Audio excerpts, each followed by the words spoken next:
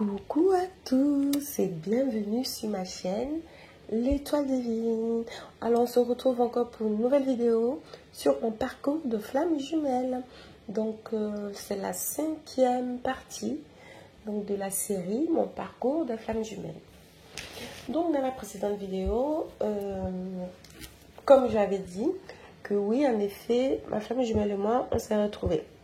Mais bon, avant de parler de ce parcours de retrouvailles, je continue encore pour ce parcours, pour mon parcours de femme jumelle.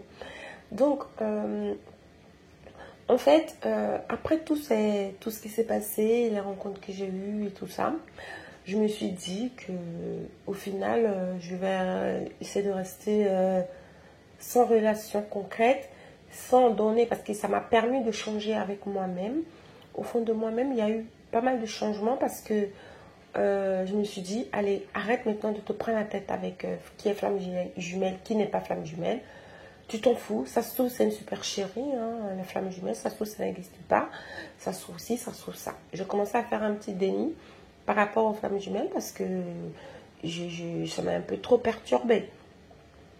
Bon, après, c'est normal, un parcours de flamme jumelle, c'est pas quelque chose de tout repos, ça c'est sûr. Donc ça m'a fatiguée, j'étais parfois à la limite de l'anorexie. Sérieusement, j'avais plus envie de manger. Deux fois quand je pensais à ma flamme jumelle, celle que j'ai rencontrée, et par occasion, j'avais pas envie de manger, j'ai envie de rien et tout ça. Donc comme je vous avais dit dans une des vidéos que j'avais vu une personne, pour pouvoir être accompagnée par rapport à mes perturbations, mes émotions, mes énergies, mes douleurs, etc. Je l'ai revue encore, cette personne, donc je continue à faire mon processus avec elle. C'est pour ça que parfois, ne vous laissez pas, ne restez pas tout seul, il faut essayer de vous faire aider, mais pas par n'importe qui, parce qu'il y a des personnes qui n'en savent rien du tout, parce que c'est la mode de flammes jumelles qui veulent en parler, alors que c'est une relation sacrée qui est incroyable, qui est incroyable, parce que je vais encore vous raconter la suite, vous allez être encore plus, ça va être encore plus de surprises, plus enfin, c'est encore plus incroyable. Donc, on ne peut pas se faire suivre par n'importe qui, donc il faut faire vraiment attention. Cette personne-là, avec qui j'ai fait mon suivi, est très connue et tout, donc en fin de compte, bon, voilà, elle avait beaucoup de monde, il fallait attendre 4-5 mois pour avoir un rendez-vous, et son agenda était bouclé, 2 fois 6 mois, il n'y avait plus de place. Donc bon, je continue avec elle, et au bout d'un moment, il est venu que je lui ai posé une question sur mes relations.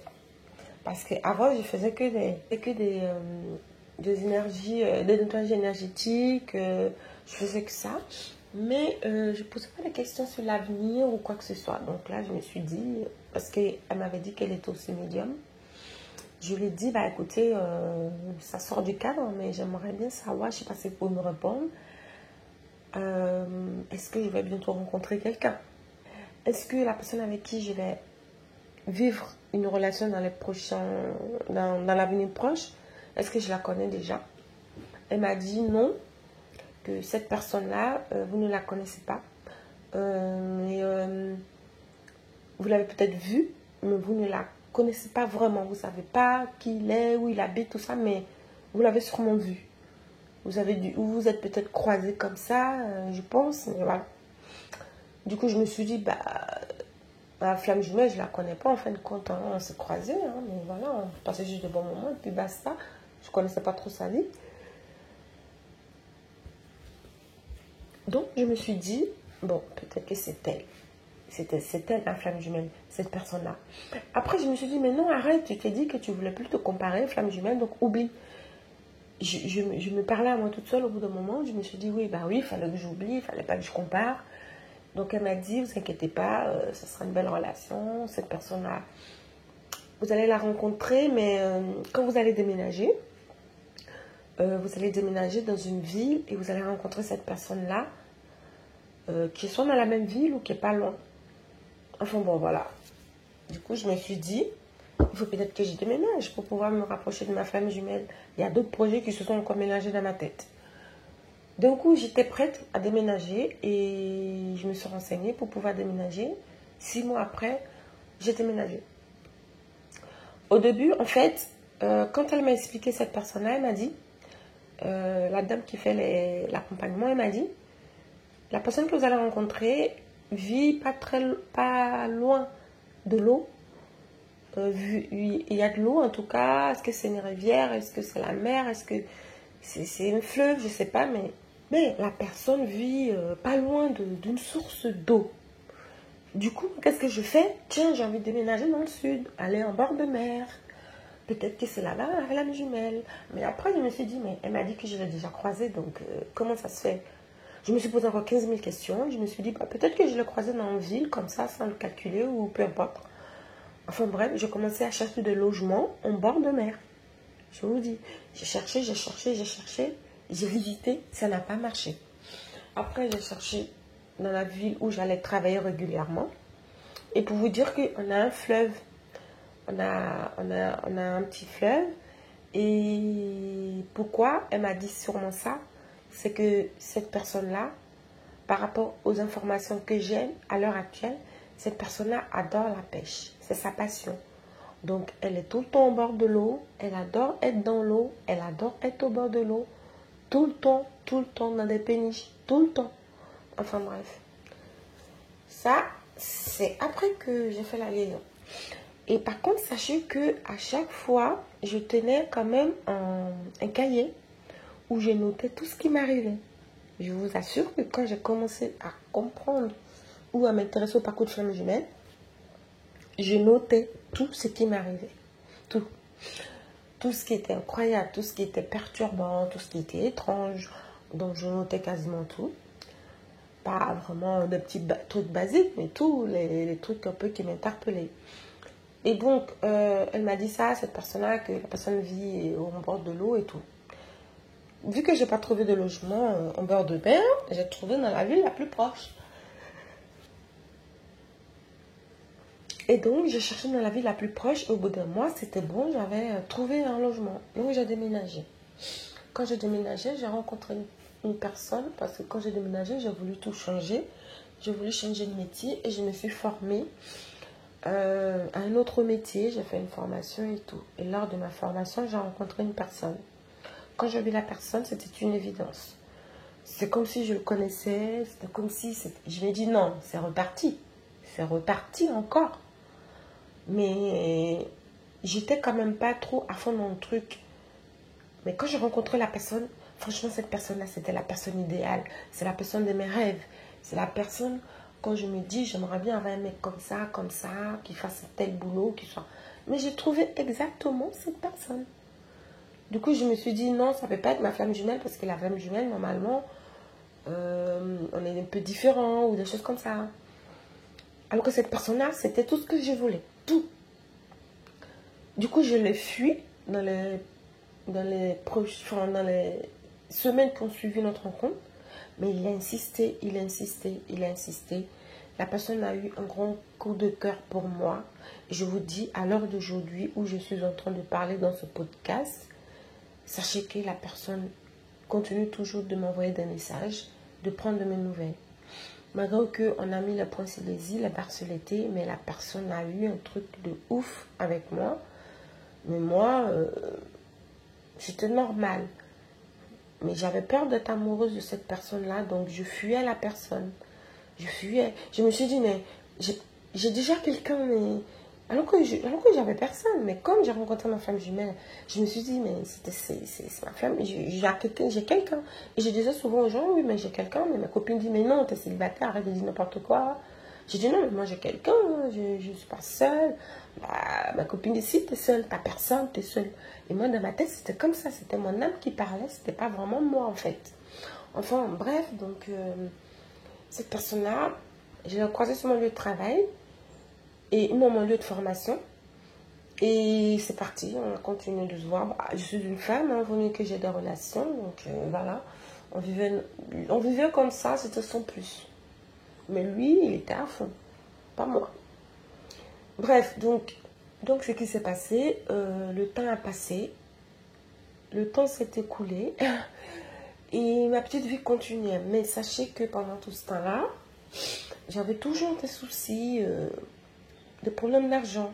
Je commençais à avoir des chiffres, euh, des chiffres, comment dire, miroirs, des choses comme ça, des 11-11, des 14-14, des 11h11, vraiment des chiffres miroirs. Du coup, je commençais à m'intéresser à ça.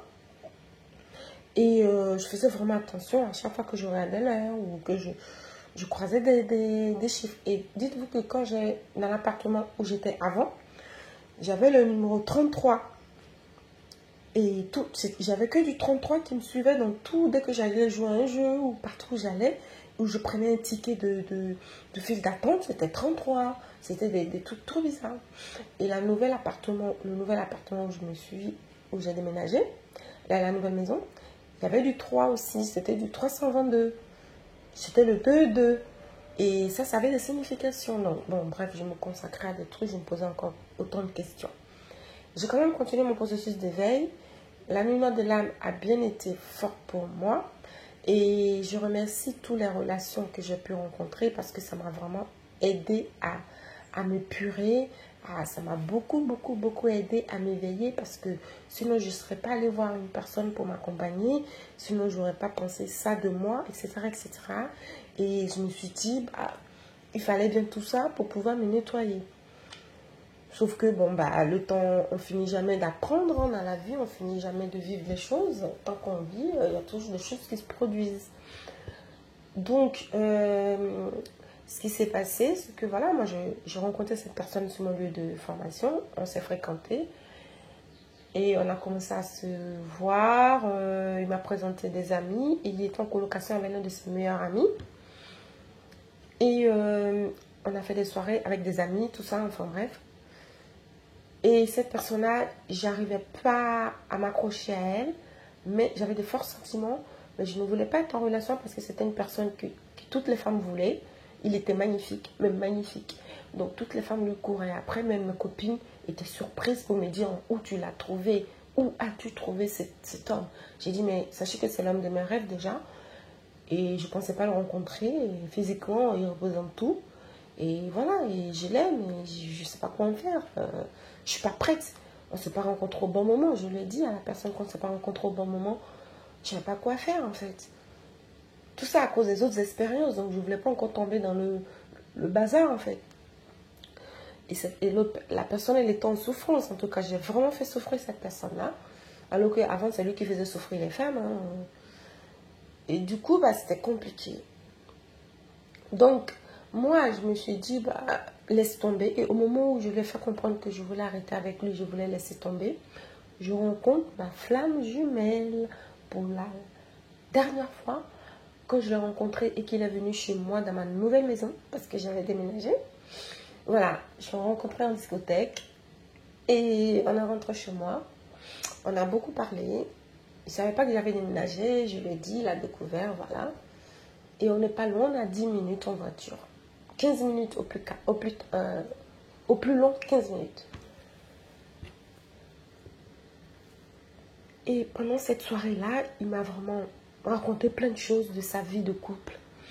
Qu'il voulait se séparer. Donc dans sa tête, ça faisait 3 ans, dans sa tête, qu'il voulait quitter son ex et qu'ils n'étaient pas vraiment en couple, ils étaient en cohabitation. Donc chacun vivait sa vie, mais lui, eux, ils étaient en cohabitation. Je me suis dit d'accord, donc il veut se séparer, mais moi je ne suis pas prête, voilà. Donc j'ai dit non, mais c'est des choses qui arrivent dans la vie, ça va passer, voilà, j'ai commencé à faire en sorte qu'il ne la quitte pas, mais c'était clair dans sa tête qu'il allait la quitter. Donc on a beaucoup parlé, et quand il est parti, bah, ce jour-là, quand il est parti, j'ai vécu la déchirure de ma vie. J'étais mal. Je vous jure que je ne sais pas comment vous l'exprimer dans le podcast, mais j'étais mal.